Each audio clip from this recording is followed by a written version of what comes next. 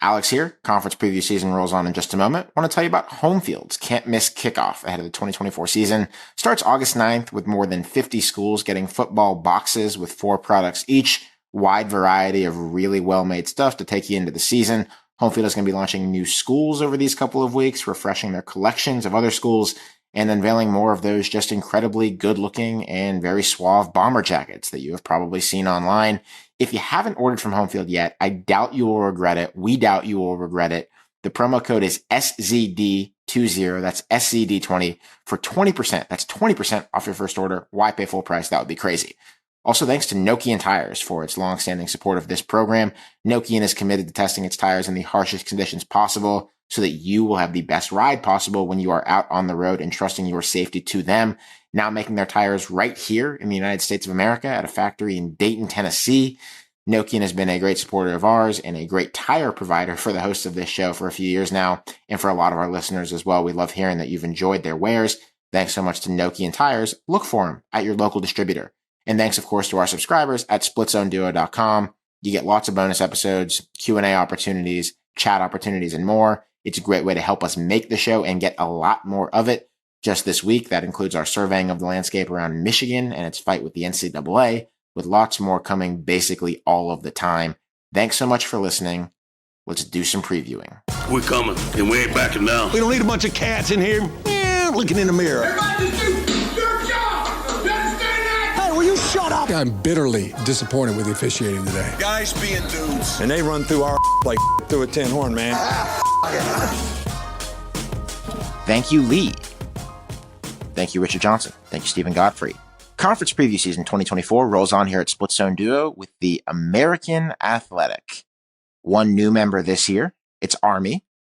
One member out, that's SMU, going to the ACC. So this league is still at 14 teams. There's a new commissioner too. His name is Tim Pernetti. Bit of a different cat than Mike Oresco. Gives off some Brett Yormark energy to me. He's very business guy. Whereas Oresco had been a business guy. He had been at CBS. He was the architect of the SEC on CBS. But he sort of took on this role as the college sports institutionalist, the protect competition guy, the Power Six guy. New face now for the American Athletic. It's weird, Godfrey, that they didn't ask you to be commissioner of this conference, given your love for it. Well, I think it's because I swayed over to the Sun Belt a couple of years ago. I left them for my new G5 wife. That's very reasonable. All right, we're going to go through the conference. We are going to go through, only 14 teams. After you do some 16s and some 18s, it feels like this is going to take 5 minutes to go through this conference. Let's talk first about my favorite program in this league. All right, you get your mea culpa out of the way, and because there's actually good football to discuss here, do you just want to get it off your chest about this Silverfield thing? Also, what did this man ever do to you? Yeah, I would say my biggest whiff in the 4 seasons of Split Zone Duo was my confidence that they would fire this guy in 2022. Constant confidence. They did not. They didn't fire him. Look, they extended him. He's there for the foreseeable future. I think you have to feel very good about Memphis having a chance to make the 12-team playoff under this guy. So things are pretty good at Memphis. They're pretty bad for me. Is it like the wrongest take ever to be not confident in this guy? Was their 10th win last year a cutesy bowl win after a 9-3 where they didn't win the league? The 10th, yeah. So the 10th win, their 10th win does not confirm your priors. Therefore, we'll be throwing it their out. Their 10th win doesn't count. Exactly. God. Yeah. Why? I just don't understand. Is it because you think Memphis should be something that it clearly isn't? Is this your Colorado State? It might be. But I do think that this is never a very been team. What you think they should be, I guess, is what I'm saying. I just think they should be what they were under Fuente and Norvell, and it seems like they might be about there right now. Just to be clear, dude, that's like a line graph where you're looking at this one little peak, and then you're ignoring decades and decades. That's fine. And decades. That's fine. I am rooting. This team sucked for years. I am rooting for Memphis, and I will tell you why. It's because I am, as are I'm guessing the two of you, and a lot of people listening, I am a Memphis NIL donor. And that is the case. I'm not. Because FedEx is doing about $5 million a year to the hometown team for 5 years. Very nice from FedEx. Of course, I own several S&P 500 index funds, so I'm actually a shareholder of FedEx indirectly. And so I am supporting Memphis's NIL efforts. And so I want my money to go to good use, and I would like Memphis to win the American this year. And you know what? I think there's a pretty good chance of it. I think this is a pretty good team. They lost the latest really good Memphis running back. They always have one, Blake Watson, but they still have the perfectly cromulent Seth Hennigan playing quarterback for another season. They got two wideouts back who are about 1,000-yard guys. Did you just call a quarterback perfectly cromulent?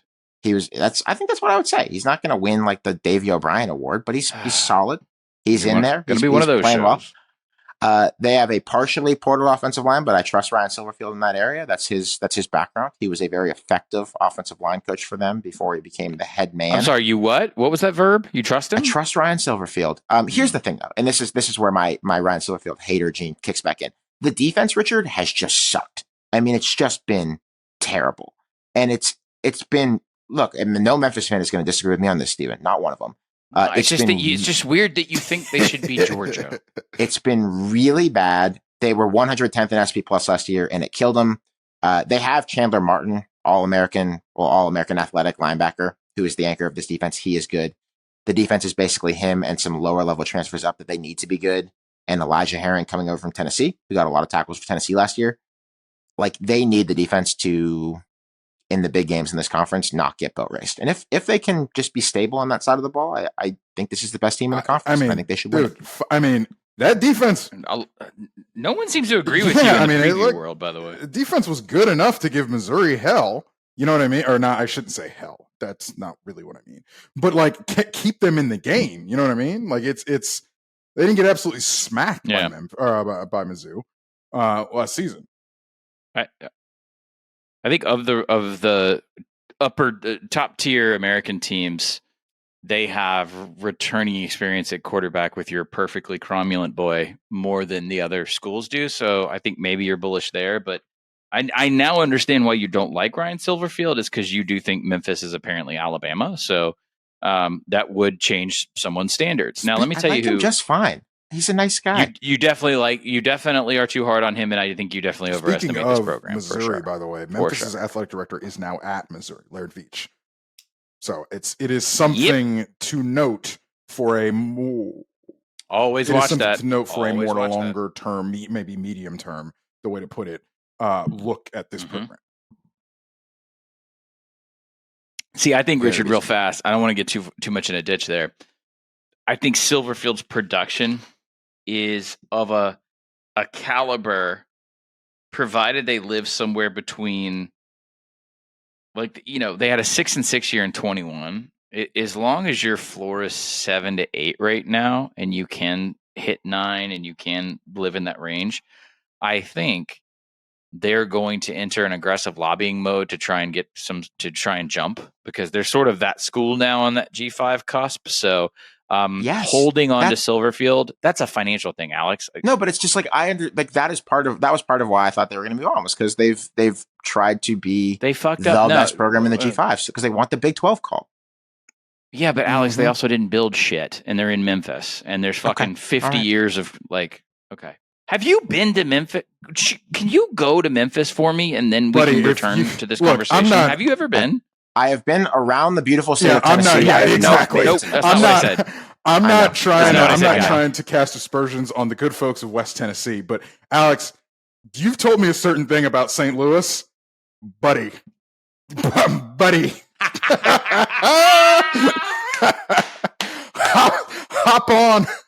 Hop on over, baby, and tell me a little something. Funny enough, I actually got locked in a parking garage at FedEx Forum one time, covering a basketball game. So that's my Memphis experience. Alex, I tell you what, I want you to do a little facilities tour, and I want you to do a little game day experience, and then I want you to get back to me on this surefire next man up best G5 program. Have you ever been to? And then I would compare it to Boise, compare it to UTSA, compare it to UCF. Well, UCF is out now. That's what I'm saying. UCF at Houston, Cincinnati. Yeah, no, they thought they were those schools, UCF, Cincinnati, Houston, and they did none of the work to get there, and then they were incredulous, which is honestly a microcosm for how the city of Memphis works. Or does it? You two would be paying for it if I made that tour. So careful what you wish for, but it's a possibility. No, I didn't say that. Embezzlement. I didn't say that. I'm sure. Look, I'll definitely talk to feel the like there's a IRS, slate damn piece it. here. I'll sing. In 2024, I think Memphis is widely considered top line favorite in this conference. I think the They're other not. two. This is the weird, Alex. Is this Yeah. is this like a narrative thing that you're building, or like there's a bit here? I'm going through preview mags and like, you know, I have Phil in front of me, and I was looking at a couple other last night. Like, they're not a consensus number one in this league. No, I said a top line favorite. I was going to mention the other two. I've only seen 3 teams pick the top of this league, and I'm going to give you the other 2. I want you guys to give me your book reports on them here. Okay. It's UTSA and it's Tulane, who both have substantial losses of program changing players for them this year. Okay. I'm curious your views. Steven, you want to tell me about UTSA and your view of them post Frank Harris? I wouldn't frame it as substantial program loss. They just lost their most famous player who was their best, but also if you read anything about Frank Harris, he is no longer a football player. He very wisely has actually retired and has taken a position with the university. Y'all, he had 11 surgeries, 11 operations. Yep. Football was hard on his body. Statue player. I know that we think, yeah, without a doubt, if they ever did, like, there should be a statue of Frank Harris. You're absolutely right. It's hard to think of UTSA without him, and I will grant you that for sure. Because every time that we did the thing, in fact, we were together one time doing an in-person thing or a meeting or whatever. We watched a UTSA game where he was just like creating magic in the fourth quarter. I remember we all flipped over amidst other bigger, higher profile games. They have the best defense in the league, according to the gossip people. And a couple of these preview mags I looked at just to make sure that it wasn't just one guy blowing smoke. They are graced with, if you want to play the schedule game, they do nicely in the American this year because they have no Tulane, no USF, and then they get Memphis at home where Jeff Traylor has only lost 4 times at home. Like, they're very, very, very good in the Alamo Dome, and it's one of the true G5 home field advantages because much like the Fargo Dome, it captures noise and they fill it with people, and it just becomes an intimidating environment, which is awesome. It's great. That's why I love this level of football. They started the McCown kid in the bowl, but then they have said, at least publicly, that it is neck and neck between him and, by the way, check all fucking name team here. I'm so excited. You ready for this? Yeah. Eddie Lee Marburger. Fuck and yes. That son of a bitch played fucking fiddle on a Waylon record. Eddie Lee Marburger. I hope he gets the job just because of his name. I think they're a legitimate G5 playoff spot contender. And I'm trying to track these as we record these previews of like who is actually in that G5 race for the 12 slot. And I would say Memphis, Boise, and now UTSA. And then Richard, I'll hand it off to you. Oh, by the way, the other thing I was going to say to bridge out of this, they have a non-conference game at Texas State that could bolster that resume that I'm talking about in terms of like getting the G5 spot when the smoke clears. The only for sure loss that they have on the schedule, even close, is that, you know, they have to go to Austin in week 3. Otherwise, Richard, I think they might be a step ahead of Tulane despite not having their legendary quarterback. Tulane is going to take a step back. And I also think that, look, God love them. And I think the fact that Tulane, the fact that Tulane has any semblance of expectation, I think is such a credit to Willie Fritz that it's just absolutely absurd. But I think you want to talk about ADs leaving and then head coaches leaving. I think Willie Fritz got out of Dodge at the perfect time. I don't think this program bottoms out, and I think they certainly made a smart hire in his absence. But this team, like, this team took a step back from the Cotton Bowl team. And I'm trying not to, it's hard for me to say Tulane fudged it at the end of the season there because it's goddamn Tulane. And I think Willie Fritz is a great football coach. But they got to that SMU game and you realized with a backup QB for SMU. You realized what they were and you realized what they weren't. I will say this: they have a really good NIL apparatus. They've figured out that they have a football program for the first time since Walker Percy was writing novels. I'm bullish on them long term because they've raised the floor considerably. They obviously have a nice stadium. I think they're more active in New Orleans. I think they're even maybe even pulling in some sidewalk. And I love the idea of building defensive stalwart recruiting in the state of Louisiana, which they've done better with Summerall. The last thing I'll say is I kind of want us to like create a marker or a watch or something this fall, because I have it in my notes for a lot. It looks like it's mainly G5, but so they're going to have technically 10 returning starters, but it's 15 if you count 5 Troy starters. There's a lot of schools that are doing this year. We talked about it with Indiana and Signetti bringing in I think it's 4 JMU starters. This is another one of those teams where, and we're going to talk about another one in a second, where we're plugging in a battery of starters from the coach's previous stop, and does that smooth out the bridge year? Yeah. Like he's bringing 5 Are we Troy changing the starters definition of returning starters? And then the other concept is I really like the DC Wood, and like they're bringing over defensive talent from Troy, and Troy was like good G5 defense, like full stop. So maybe Richard, they are going to take a step back this year relative to like Cotton Bowl expectations, but I do think they're okay. Tulane, because it's Tulane, for God's sakes, is an interesting example of what a lot of people say the directional Floridas can be. A lot of people say, the Texas State and North Texas could be in a perfect, Georgia State could be in a perfect world, which are these programs that, for God's sakes, were in New Orleans. So LSU washout, Alabama washout, from take your pick of city name, town name I can't pronounce, that Godfrey goes to visit his in-laws and assorted family. Come on home, son, because you're an hour and a half away from those places that I can't pronounce. A lot of AAUX. I think get on that P-row. What sort of Billy Napier built the foundation on at Louisiana as well when he was there. So I think we forget about Tulane in that aspect, and I think they're doing that to an extent with some of their better defensive players. Now, I think that John Summerall, do you worry, is probably the better question, Godfrey, that John Summerall is going to bounce too quickly? No, I think this is a job where you can be choosy-ish, and I think John Summerall's waiting on the SEC. That's what I think. I think it speaks well of their program health that he saw this as a worthwhile step between Troy and that. Well, Troy don't pay, homie. No. And that they, the last couple of years, have had a bunch of pretty marketable offensive skill position players who everyone who follows the sport closely knows, and they've kept them. So Tyjae Spears and Michael Pratt finished their careers here.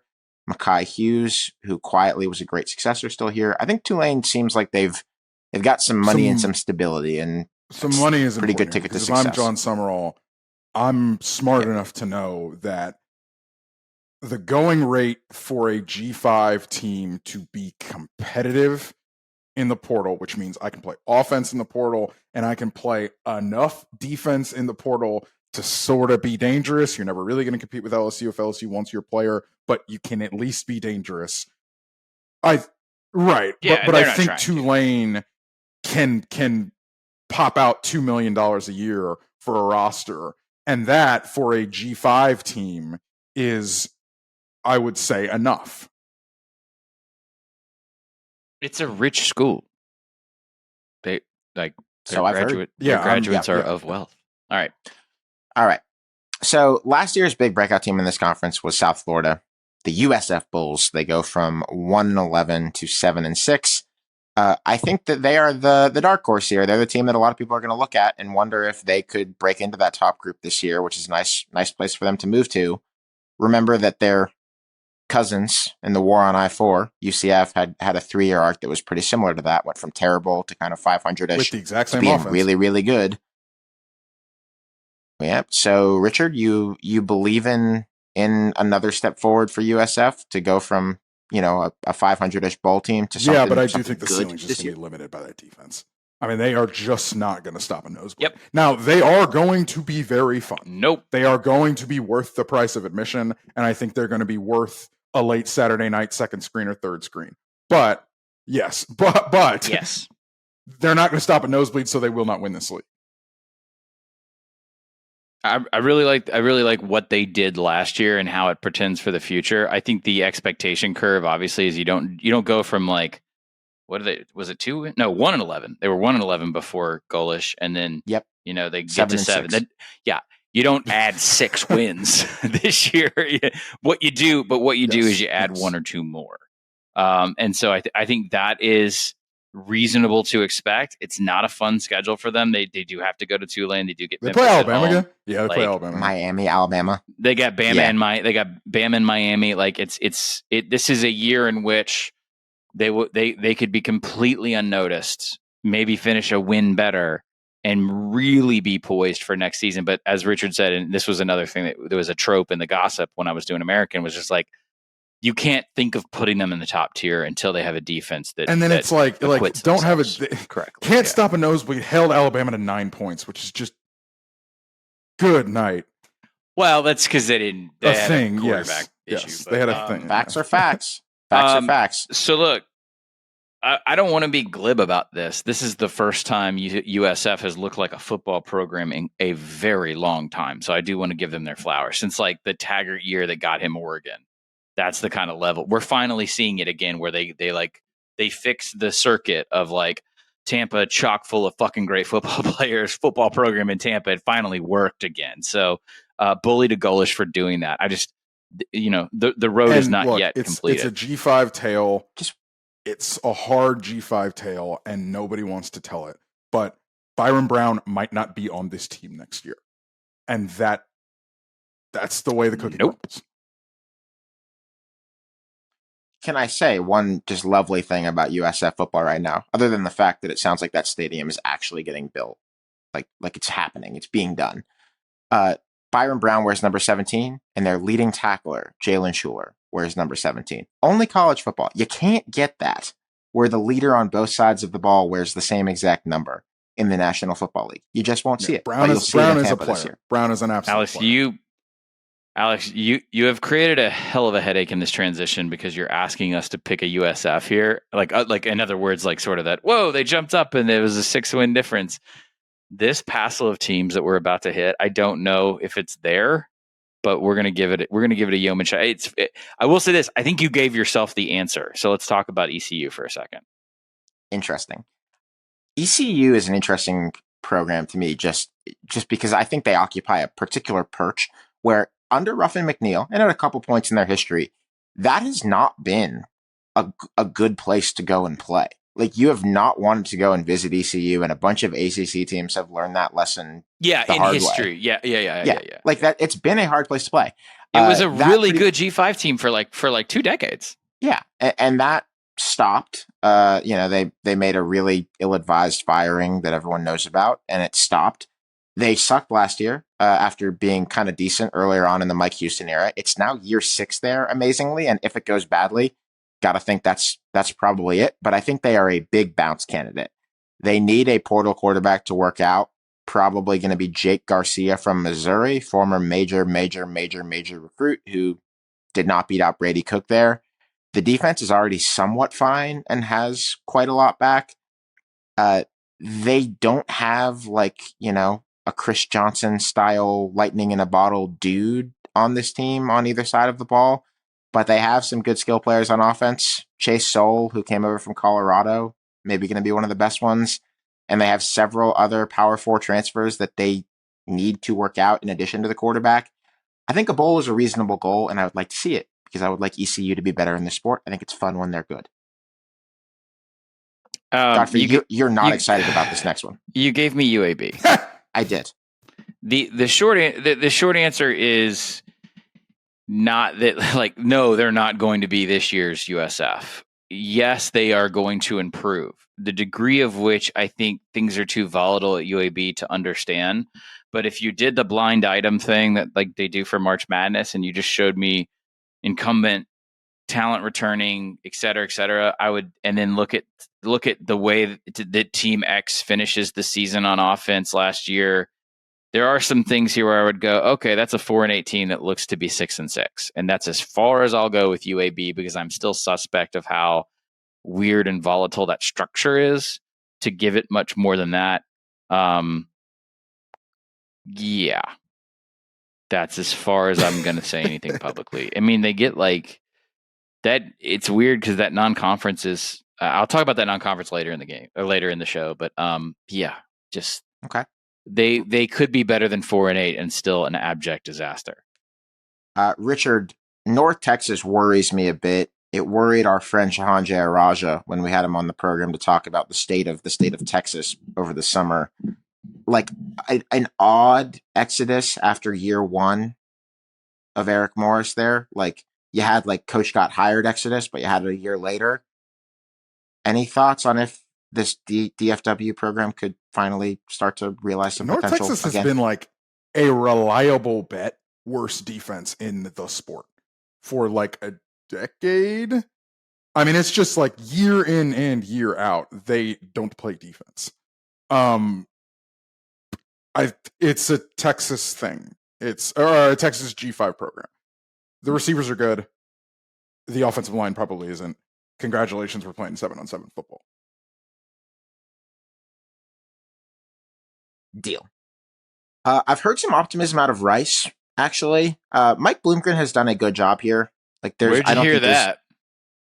Out of Rice, Stephen, from the Rice universe. You mean, I got shooters everywhere.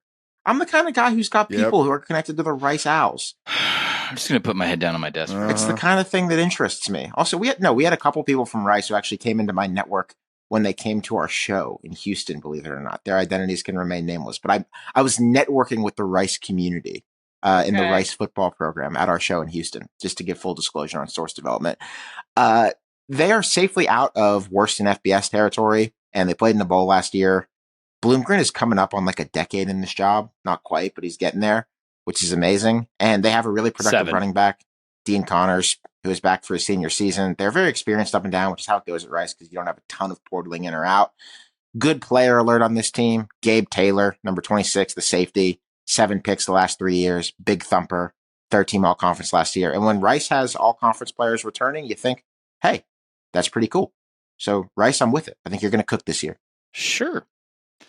All right, let's do this Army-Navy conversation very quickly because then we're going to get into some absolutely bizarre case studies here and then talk about good players. Army's in. I'll just set the table on this since I'm sort of the resident guy, okay? Alex, you want to know when you ask if it's going to be an Army or a Navy year, do you mean like who's going to win that game or just who's going to finish stronger because they're both now in the same conference? It's actually kind of funny that we now have to qualify that. I suppose I was asking about the game. But yes, now you do have an Army-Navy game that does not count for the American athletic standings, and thus I understand, which everyone should be fine with. I know why. I know why I can't get mad. This. I know, but it's one of the dumbest inelegant dodges in a sport that has built an apparatus around inelegant dodges, particularly in the last decade plus since conference realignment has really kicked up. Wait, so you do have an issue with this? In the odd chance that one or both of them is that serious, you're going to treat this game as an exhibition game? But I say that on one side. Yeah, I know. I say that on one side of my mouth, but the other side of my mouth saying, Godfrey, I do fear that we may be like out of the like low-key golden age of Army-Navy that I think we've had since Monken and Ken/Paul Johnson have been there. Like these teams, I just don't think people.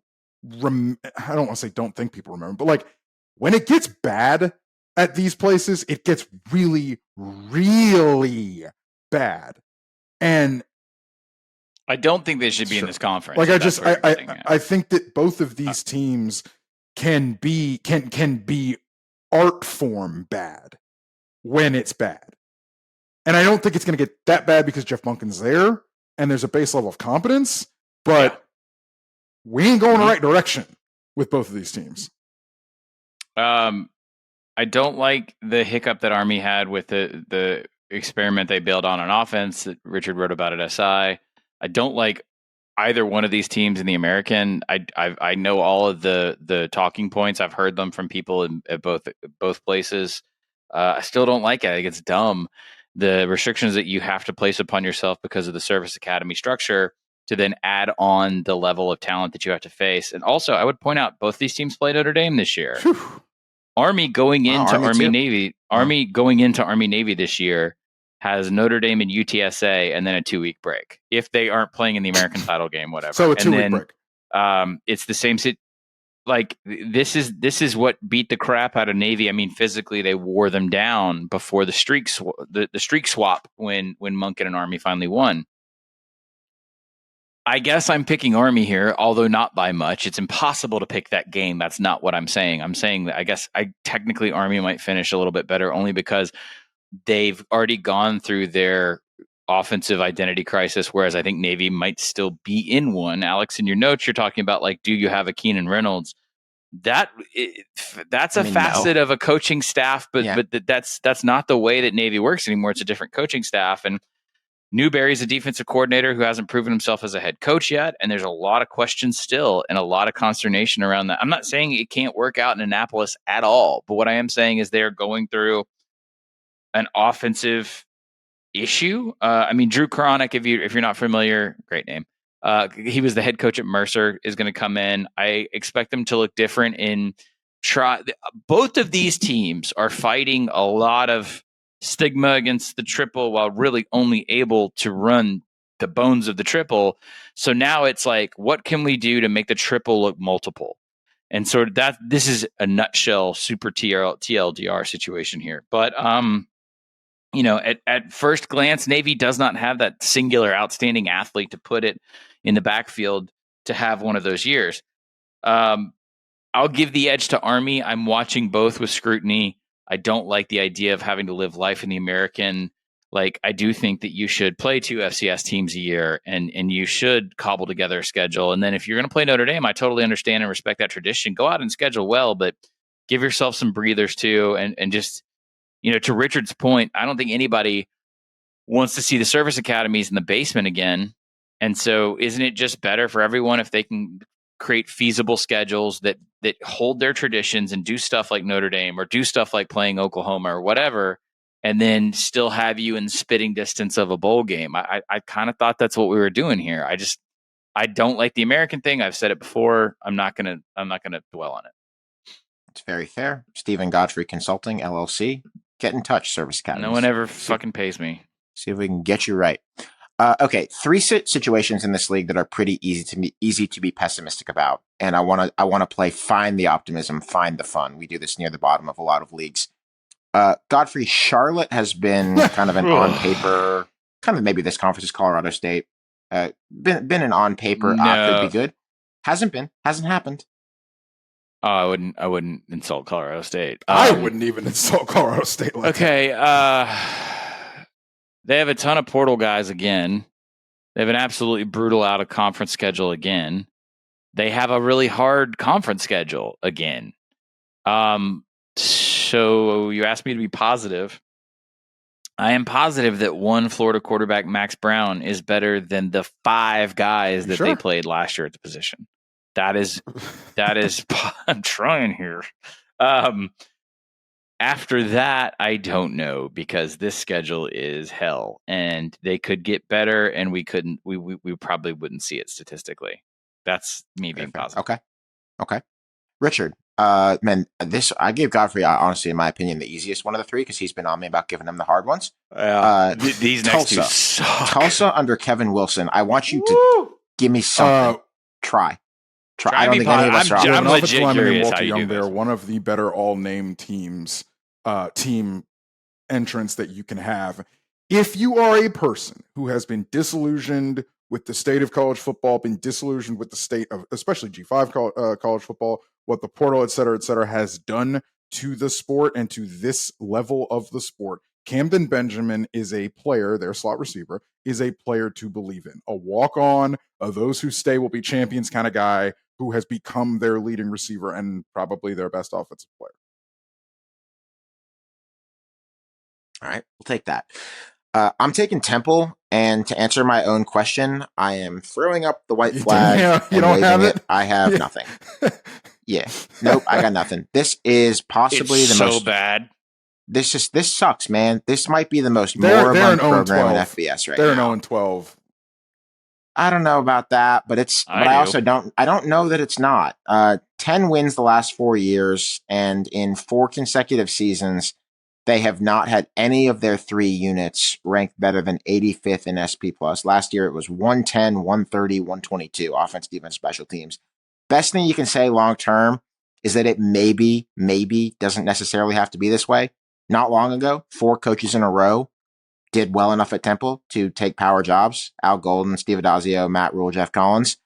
Matt Rule won the American here in one of, when we really look back on it, one of the most impressive coaching jobs anyone's done, like ever, anywhere for that year in 2016. It might not have to be this way. It's just there's nothing happening here right now. Recruiting is at the bottom of this league, ahead of Rice and Navy. I feel badly. There's not a single player who you scan through it and you're like, wow, you got to watch this guy. Everett Withers is the defensive coordinator.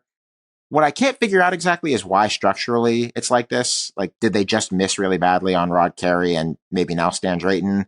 Is it an NIL thing? No, they just didn't do anything. That's the answer. I don't want to dwell on Temple because we have other things to talk about. But okay. Alex, the shortest answer is Matt Rule did an amazing thing. Collins kept an amazing thing going, and they just did nothing. Like Rod Carey, like it was a slow decline. It was inevitable. It probably wasn't a great hire, but like, oh, that was supposed to be Manny Diaz's job. No, not supposed to be. It was. That was Manny Diaz. Yeah. That was Manny Diaz's job. Yes, and I think Rod Carey. Yep. Yeah, Ron Carey was the wrong one to plug in there, but also the university did like fuck all to capitalize on what was happening there. First of all, Googling Temple schedule when you live in New York City produces some interesting results. Oklahoma, week 1. Good night. Look, man, the check is the check. And then they have to go to Navy. Then they have to fly to Navy. But man, they are fly home. I mean, vaporized. Richard, I put them last because you've already done sort of a report on FAU as well as FIU in Miami and sort of a South Florida preview special talking about the state of things in South Florida college football right now. But I want you to kind of cliff notes that for us here. Tom Herman tried to run it back with Casey Thompson last year, his old Texas friend. Casey got hurt early, didn't go well, missed a bowl. Do you see a bullish case for FAU to sort of get a little bit closer, perhaps, to its Lane days with another Power 5 I think those may be high water job? marks, but you do trust Tom Herman to be able to bounce one of these programs. Like this is the level for Tom Herman, right? Water finds its level. Like Tom Herman has found his level. And I don't say that to take away from Tom Herman. I think that a coach like that at a place like this is good enough. I do like I just like that Tom Herman's here. I don't want to get too over the skis with FAU optimism is basically what I'm trying not to do. So I'll just say I'll leave that there. Yeah, very fair. Superlatives, American Athletic preseason dude of the year. I'm taking Mekhi Hughes, Tulane running back, slipped in there last year for Tyjae Spears and had shockingly little drop off. I mean, there was some because Tyjae Spears was Tyjae Spears, but gave him bulk volume, 258 carries, dozens more than anyone else in this league for 5.3 yards per carry and some touchdowns. More stout back. He's not the same small, slippery guy that Spears is, but he's good. He's proven he might be the best player in this league. Looking forward to watching him play again. And he's going to have to carry it with Michael Pratt gone and with Tulane probably resetting a bit with a new staff in the passing game. I will take Patrick Jenkins, big boy in the middle for Tulane, in this defense that I know John Summerall wants to build to be salty, to be, I don't know, as salty as that Troy defense was at a lot of points, but Patrick Jenkins will be a key player up the middle for them.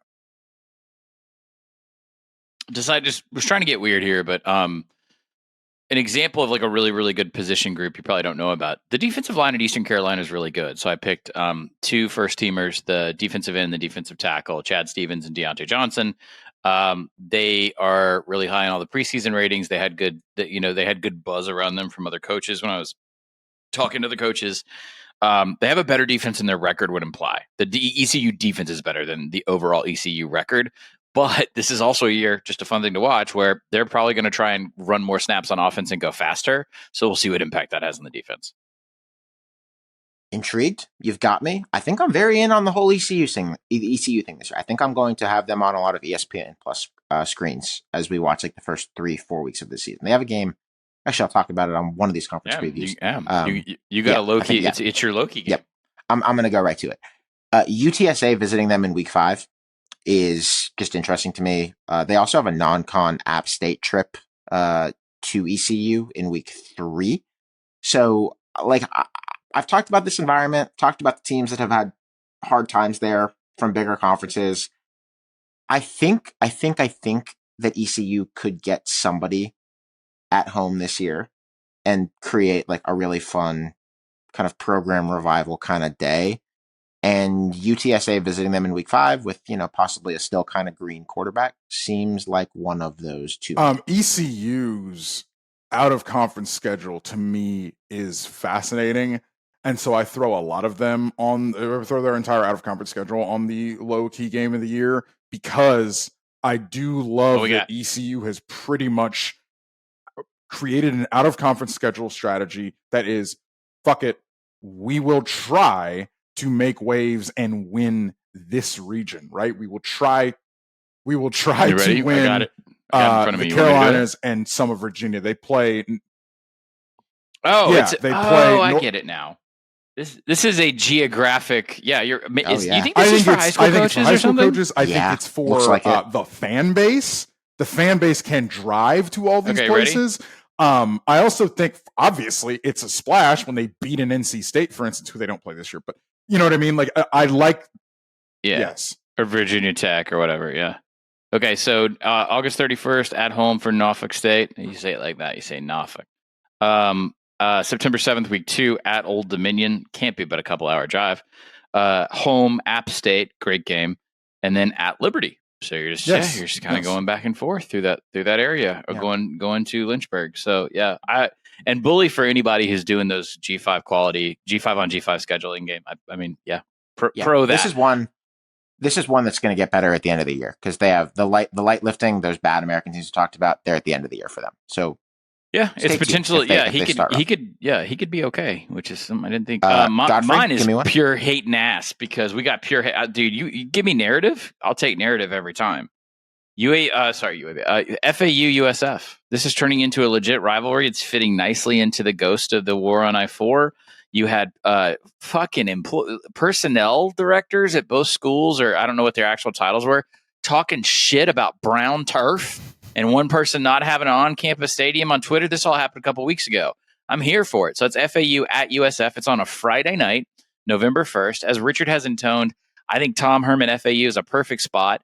I don't know if that's his ceiling as a coach. I think all Tom ever did was fuck up by going to a blue blood. And I think he needs to go to an underdog in a major conference. And I think that's the way Tom Herman sort of builds momentum inside of a program. In the way that I think it comes off, but he does have a lot of Urban Meyer to him in that respect. Yes. Yeah. Oh, hell yeah.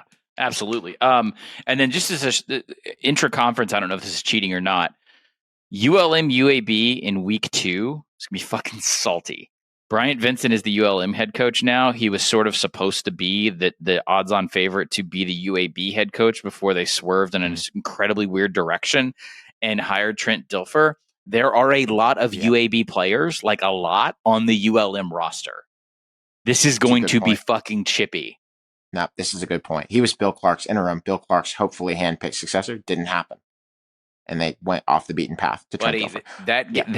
That game, it's in Monroe, is going to be spicy.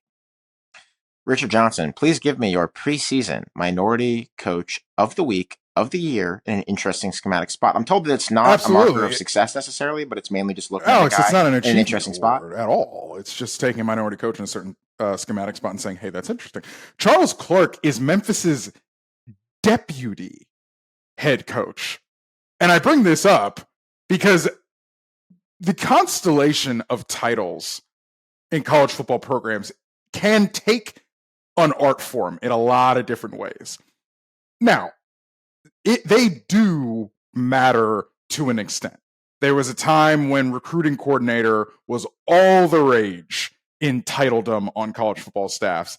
And now how you do the associate head coachy type title also has merit. Now, the deputy head coach thing, yes, it comes with some administrative duties. It comes with some, shadowy run the program kind of stuff at a lot of different places.